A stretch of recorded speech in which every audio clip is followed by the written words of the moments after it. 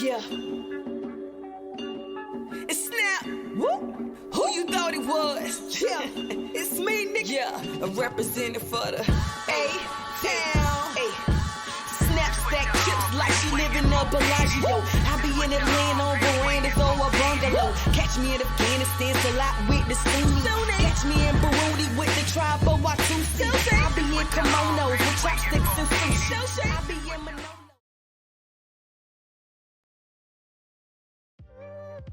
Yeah, what's good, everybody? I just wanted to jump on here real quick. As you can see on the screen, I just want to jump here real quick and talk about this whole Diddy thing. And let me slow the pace down because I'm a little hot today. But I'll get into it. But before I get started, welcome to a brand new episode of the Scott Free Podcast. I'm your host, L. Scott himself. And I'm not going to waste anybody's time. I'm going to really just dive right into the conversation. This is ridiculous, guys. We're getting out of hand with what's going on in this world. I just saw the arrest footage of Diddy in the hotel. I guess it was a hotel lobby. I guess it was. I'm not sure. TMZ posted it. And the first thing I'm gonna say before we even get there is that how is it that a supposedly gossip blog in TMZ gets all of this government footage before anybody else does? Somebody explain that to me. Because someone explained to me how is it that literally no matter what, they get the footage first. It can be another entertainer, they're going to get the footage first. It could be about a cop, they're going to get it first. They always get the first footage, which lets me know TMZ is your government. Same way Uber is your government, same way DoorDash is your government, same way Amazon is your government. I know that they put a face on it. I know that they tell you that some amazing white guy produced all of this content. I know they always say that. You ever notice there's not one black person can produce anything at a high level? It's because it's not any white people producing at a high level. That is a government entity. And I'm so fired up because I'm not even a fan of Diddy. But I am just so sick and tired of waking up every day. And I know you probably are too. I'm sick and tired of waking up every day right now watching black people, whether it's a male or female, get thrown under the bus, and we all sitting here and they want us to champion this shit. I mean, come on, man. I mean, look at Diddy. Diddy has shitted on his employees. Diddy has been known to shit on his artists. Diddy has known to be cutthroat when it comes to money. They're trying to implicate him in murders, the whole night. I get it all. This is not to condone any of this man's behavior. This is about condoning right from wrong. At the very same time that we are in a 24-hour news cycle about what Diddy did with some baby oil or Diddy did with other consenting adults, we have Jeff Epstein, who literally had fucking children. And nobody says anything. There's not a news cycle that runs his stuff day in, day out. I'll be honest with you. It's damn near like the Jeff Epstein thing is halfway like a farce. It's not even real. It's almost like in our heads because they literally don't talk about this at all. But yet and still, when a black guy does something, they run him through the ringer. I am so frustrated with this. I'm sitting here watching the news earlier this morning, and I'm watching just some of the stuff that we go through constantly.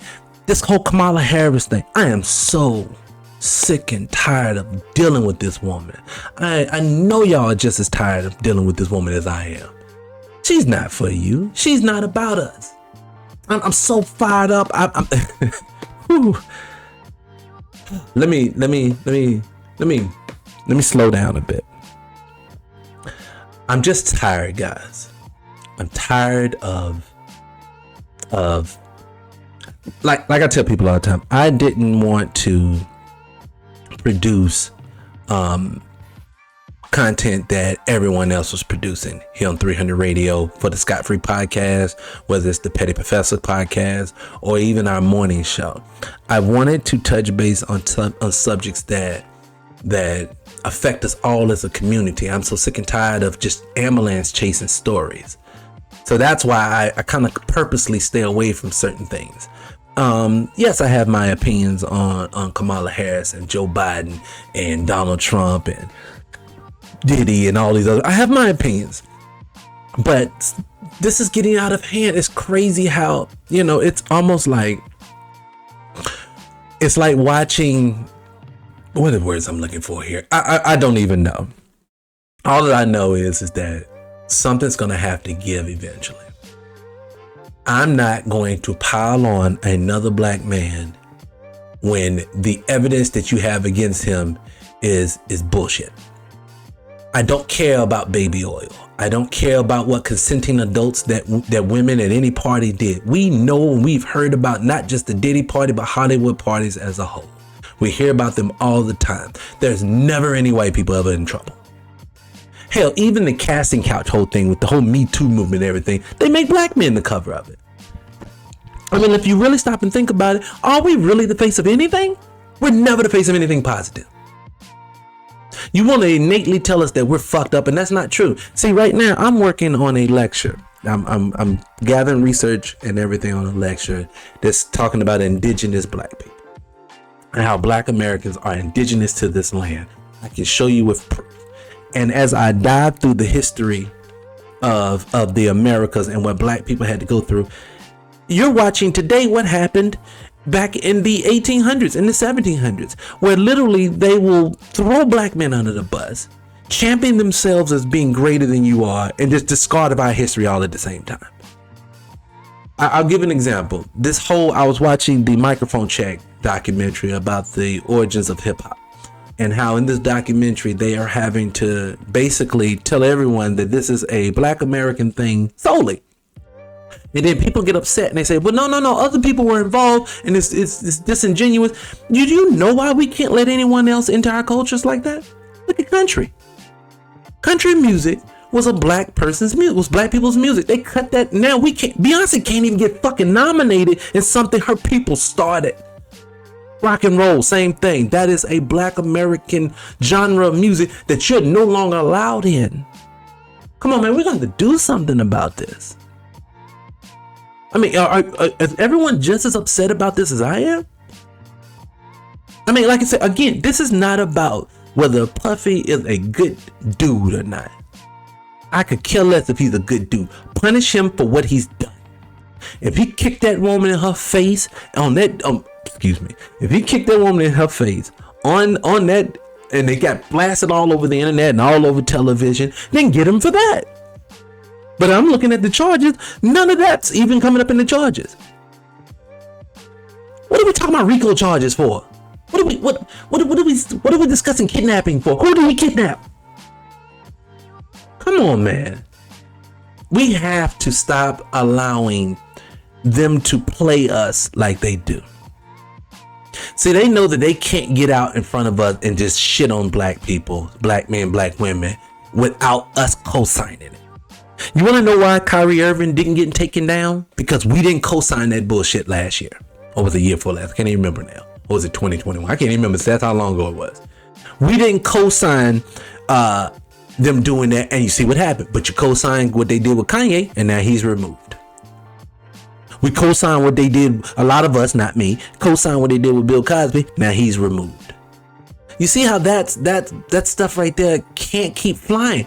We can't keep, look, there are 40 million black people here in America, as they say. I think it's more, but we'll just use that number.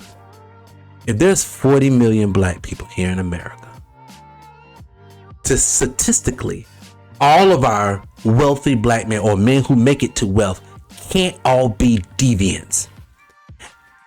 At the same time, you can't tell me almost 200 some million white men are all non-deviant and don't deserve the treatment that these black men are getting. This shit is crazy. That's where I live at. I live in truth. Last thing I'll say, and this is totally kind of off topic, but I'm sitting here this morning watching, and like I said, I don't ambulance chase, but this shit pissed me off too. I'm sitting up this morning, I'm watching this Kamala Harris on the talk to the black journalist. Then I'm watching Kamala Harris sit down with Orpah last night, and I'm watching the same interview with different people interviewing her. This woman is allowed to sit here and parrot the same talking points without deviating from it at all. That is impossible if you want to lead someone. I can't give the same answer to a woman I'm dating for every fucking problem that she has with me. I'm going to have to be able to pivot nuances and understand that. But no, we don't have to do that. They don't have to do that with us, excuse me. This woman can sit in front of our face and talk about insulin. I'm not on insulin. She talks about a $50,000 tax credit. Ma'am, that is a credit. I don't even own a business. Well, I own a business, but multiple people don't even own businesses to even get a tax credit. What do they get by voting for you, since this election is do or die for everyone? I don't have little children. I don't get a child tax credit of $6,000. I'm struggling at the grocery store. I'm struggling at the gas pump. What do we get in black society? The masses of us. You're going to have to stop dealing with the small groups of us. I wasn't going to say this, but I'm going to say this and then I'm going to get out of here because I'm not even going to make this long today. We need to literally, I'm going to take the words of the comedian Jeff Brown I heard a few years ago. Jeff Brown made the comment that if someone shits on black society, and Mr. Brown, if I am saying it out of context and you hear this, feel free to correct me. But from what I got from it, this is what I heard. If someone crashes out on black society, then we, as a group, have to basically say we no longer fuck with that person, their entity, or anything that associated with them ever again. I don't care if you're black, blue, green, yellow, Puerto Rican, or Haitian. I don't care. If you shit on our culture, whether you're a part of this culture or not, if you shit on it, you are removed. And the reason why I think we have gotten to that point is because these people are not playing with us at this point. So I say this goes out to Angela Rye, Jamel Hill, Charlemagne the God. Who else is one of these punk ass niggas that literally stands in front of our face like we're fucking stupid? And I'm gonna tell you why I'm naming names today, and I normally don't do that for black people because I don't want to be the one that pulls our own culture down, but these people are enemy to our culture. The reason why I know these people are enemy to our culture because they will stand in front of your face and say bullshit. We all know better. We know. I've lived in this world for 40 some plus years. I have been able to vote for 20 some plus years. Do you know that no matter who's in office, it has not trickled down to me economically or anything in any facet in a positive manner? It is always something negative that I have to vote to avoid. I am not in this game to go stand in line on a Super Tuesday to just avoid something that don't need to be put in place in the first fucking place. No, if you want me to stand out there, because the reason why I say that too, because the reason I feel that way is because I know that whether I show up that day or not, you've already got that plan set in place. That's why it's on the ballot. But no, moving forward, 2024, moving forward, black people, I'm imploring, and I am suggesting, no, I'm not suggesting, I am telling you, we need to hold that vote until someone comes through with something tangible that we can get that actually isn't attached to some bullshit. That's what I'm saying. If Kamala Harris, Kamala, or whatever her name is, wants our vote, then she's going to have to do certain things to get it. So again, like I said, Angela Rye, call Charlemagne the God, any of you other people that have stood on this, who have stood in front of us and shitted on us, just know that we're no longer rocking with you. I think that we all should remove ourselves from all of these people. And if you show yourself to be an enemy to the culture, we will call you out and we will remove you. That's what we need to do moving forward. Point blank period, that and the third. That's it. But let me get out of here. Like I said, today I really wanted to jump on here and say that really, really fast. I'm so frustrated with what's going on in the world right now. Like I said, due to politics and everything else, it is just frustrating to watch people gaslight us like they're doing. And that Oprah interview, y'all are disgusting for that last night. I might as well just break down that whole video. If you want me to break down that whole video, let me know. I'll break the whole video down. But when I sat there for that almost 2 hours and watched that, these people basically what they do when they get these little town hall meetings and things like that, they try to address things that they know we're concerned about by lying. Let me say this and then I'm gone. To any person who wants to run for public office, if you really want to get in office, or if you really want to give the people the perception that you really want to get in office and do right by the people, it's very simplistic in what you have to do. I'll say it like this. If I was running for president, this country is getting swallowed whole by immigration right now. You know how I know this? Because it's a topic that everyone brings to Donald Trump and they bring it to Kamala Harris. They're asking them, what are you going to do to stop it?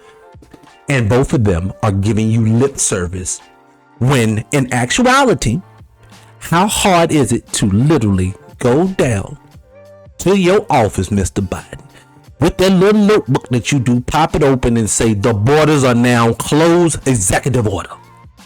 We are struggling so far as food, groceries, gas, and everything else. We're shutting it down and the money's going to go to the people who are here. That's a very simplistic thing to do. And they're basically telling you in every which way, I'll say any and everything, but not that.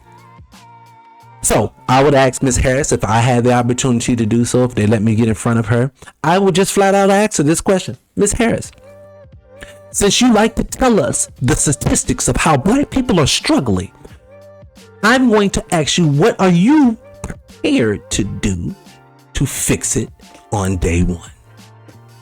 An executive order will literally give the funds that black society needs. It will do a second fold. We can no longer complain and say this country has not looked out for us.